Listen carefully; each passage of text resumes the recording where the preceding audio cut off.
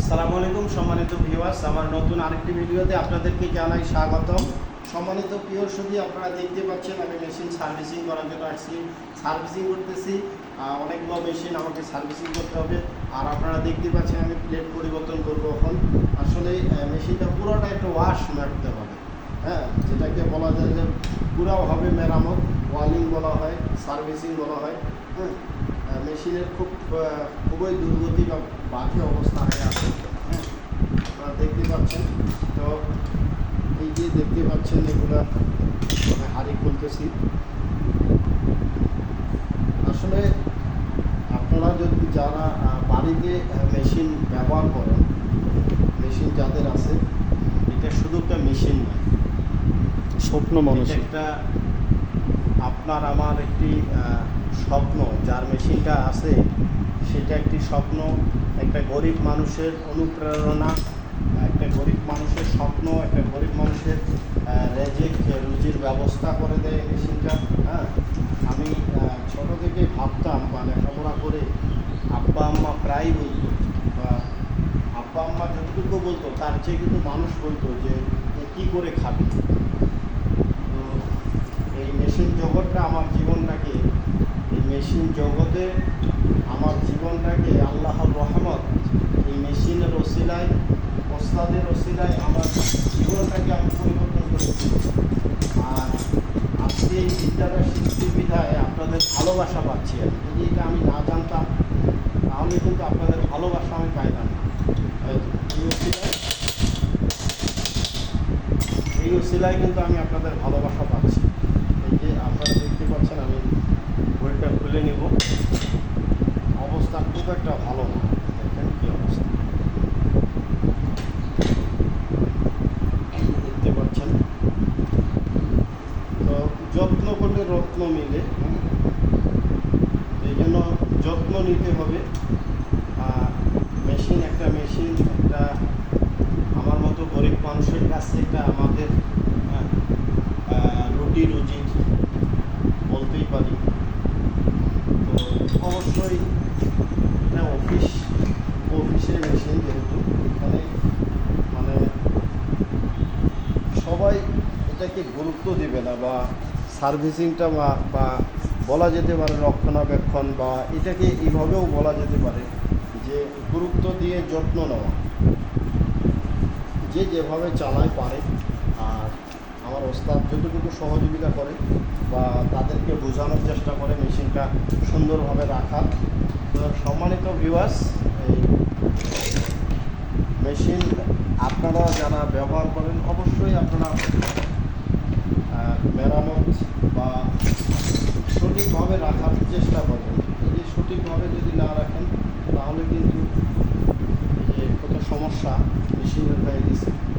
এই মেশিনটাতে সময় লাগবে, আমার কাজ করতে সময় লাগে, অনেক পার্টস নাই। এই যে এটার কী কাজ, এটা হলো লট, ওভারলোডিং আছে, লুজ করে দিলাম।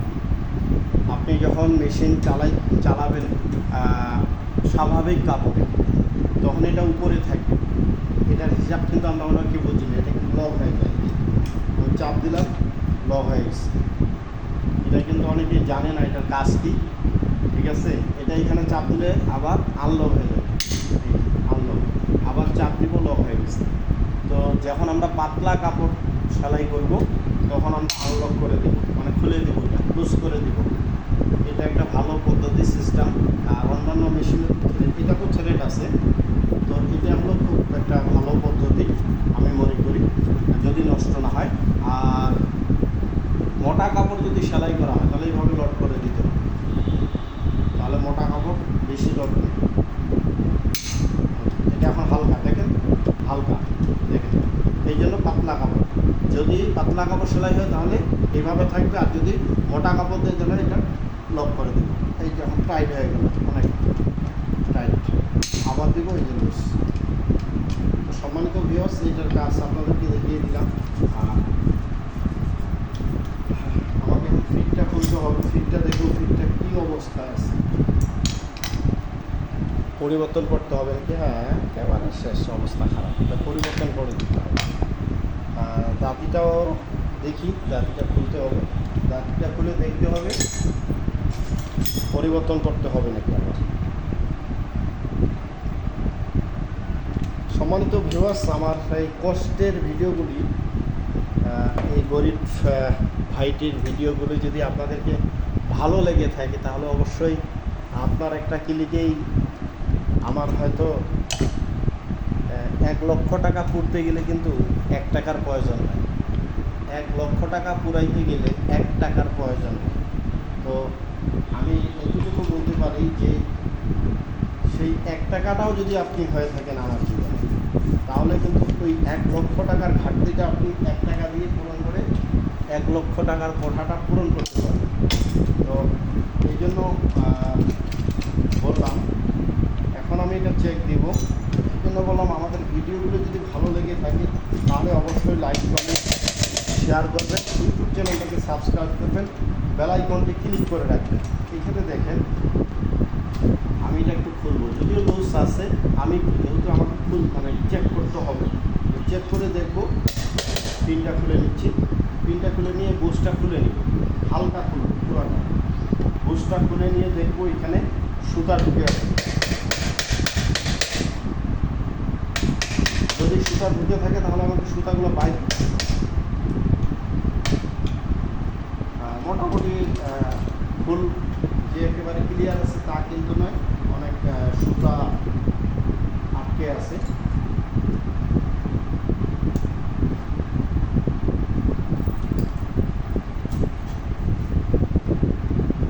এখানে আমি সুতাগুলো বাহির করে দিব।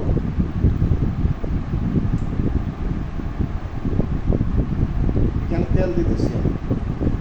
তেল দিলে হয় কি সুতার জায়গায় এখানে বাঁধি থাকে, কিন্তু নরম হয়ে যায়, যার জন্য সুতাগুলো বাহির করাটা আমার জন্য খুব সহজ হয়। সুতা এই যে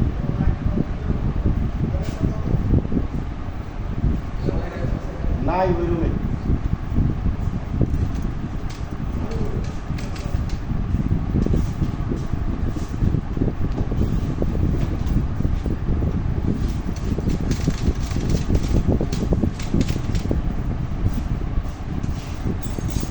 এই জায়গাটা আমি পরিষ্কার করে নিলাম বা নিতেছি, কারণ এখানে সুতা ঢুকে থাকলে মেশিনটা জাম হবে। আমি ক্লিয়ার করে নিচ্ছি এই জায়গাটা। প্রত্যেকটা মেশিন যখন সার্ভিসিং করবো বা করতে হয়, অর্থাৎ পুরাতন মেশিন, যেটা নতুন না, যেটা পুরাতন, সেটা অবশ্যই এইভাবে একটু চেক দেওয়ার দরকার হয়, দেখানোর দরকার হয় যে ভিতরে আবার ময়লা জমে আছে নাকি, বা সুতা এবং চুল। অবশ্যই আপনি মেশিন চালাইতে গিয়ে আপনারা খেয়াল করবেন আপনার মেশিনে, আপনি যখন মেশিন চালাবেন এই জায়গায় যেন সুতা না বেঁধে যায় এবং মাথার চুল। এই জন্য মেশিন চালাতে গিয়ে আমার ওস্তাদ বলেন যে মেশিন চালাতে গিয়ে যেন কখনো চুল, মেয়েরা, মা বোনেরা যাদের চুল বড় আছে, চুল ছাড়ি দিয়ে যেন মেশিন না চালানো হয়।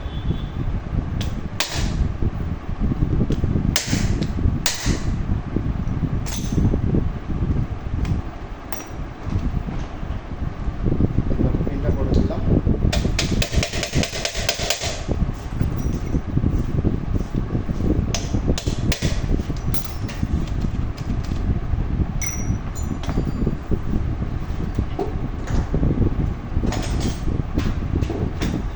অবস্থা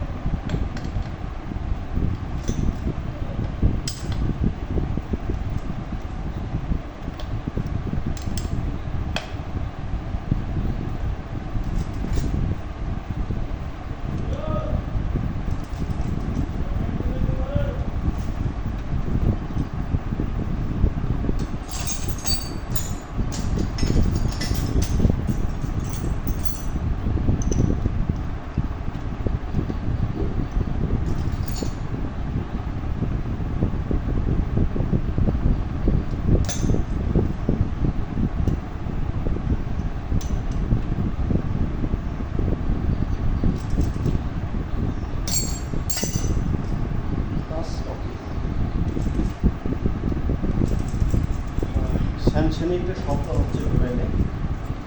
এই শব্দটা কোথা থেকে আসে সেটা হলো চেক লিভার থেকে আসে। এই জায়গায় তেল দিলে এই শব্দটা থাকে।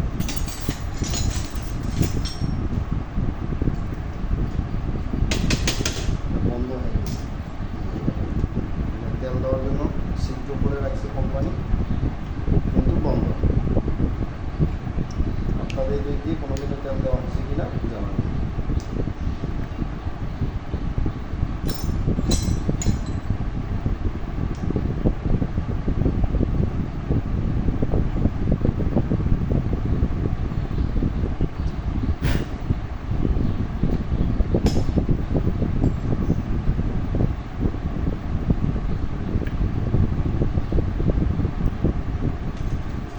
আর শব্দ করতে হবে, শব্দ শেষ। এটা ওকে। এখন আমাকে হাঁড়িটা ক্লিয়ার করে নিতে হবে, পরিষ্কার করে নিতে হবে, হাঁড়িতে ময়লা আছে।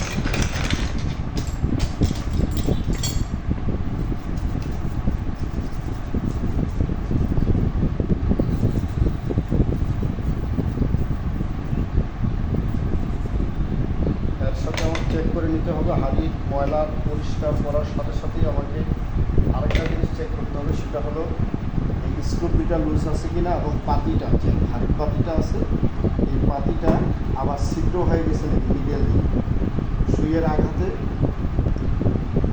খাস বা ধার বা ছোচালো হয়ে আছে কিনা এটা চেক করতে হবে। নাই লুজ ছিল কিনা এটা টাইট দিয়ে নিলাম।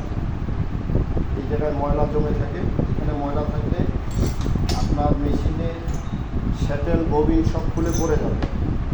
এই জায়গায় ময়লা থাকে এবং আপনার মেশিনের লুপ ছাপতে পারে, ফাঁকা ফাঁকা সেলাই হতে পারে। শ্যাটেল সঠিক মাত্রায় সঠিক জায়গায় ঘুরবে না, এটা বন্ধ থাকে। সব ক্লিয়ার করে নেবেন কাজ ক্লিয়ার। দেখবো এখন দাঁতটা চলবে কিনা। মোটামুটি দাঁতিটা পরিবর্তন করে দিলেই ভালো হয়, কারণ এটা অনেকটা ক্ষয় হয়ে গেছে। আমি নতুন দাঁতি দিয়ে দিচ্ছি।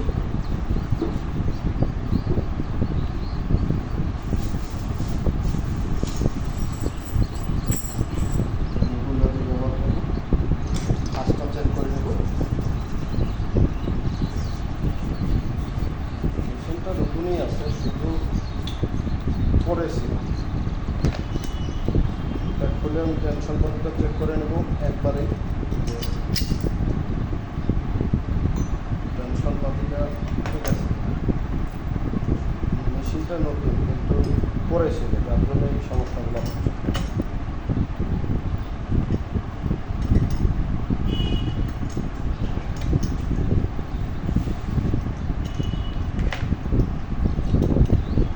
এটা লুজ হয়ে আছে।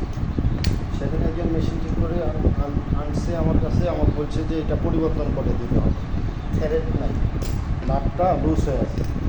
আর আমার ওস্তাদ আমাকে শিখিয়ে দিয়েছে স্ক্রু ড্রাইভার দিয়ে এই একটু চাপ দিলেই এটা ফাঁকা হয়ে যাবে, বাস। এই যে আবার নতুনের মতো কাজ করবে। আর অনেকেই ভাবে যে এটা লুজ হয়ে গেছে মানে এটা শেষ। আমাকে বলছিল যে পরিবর্তন করে দিতে, আমি বললাম পরিবর্তন করতে হবে। আপাতত লাগিয়ে রাখলাম, কতটুকু লাগবে সেটা সেলাইয়ের সময় বোঝা যাবে, টেনশন। এখন আমি ক্লিয়ার করে নিব সেলাই। খাসটা পরিষ্কার করে নিতে হবে যেন ময়লা না থাকে।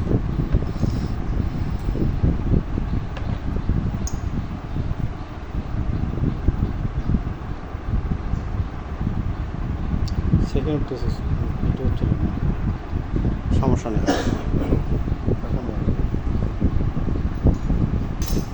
শাটল পরিষ্কার করার সময় একটা জিনিস খেয়াল রাখতে হবে, এখানে ময়লা থাকতে পারে, এই বিটগুলোতে ময়লা থাকতে পারে, এই পাশে ময়লা থাকতে পারে। আরেকটা কমন সমস্যা সেটা হলো এটা চলবে কিনা এটা আমি পরে দেখব। আগে আমাকে এখন দেখতে হবে শাটলে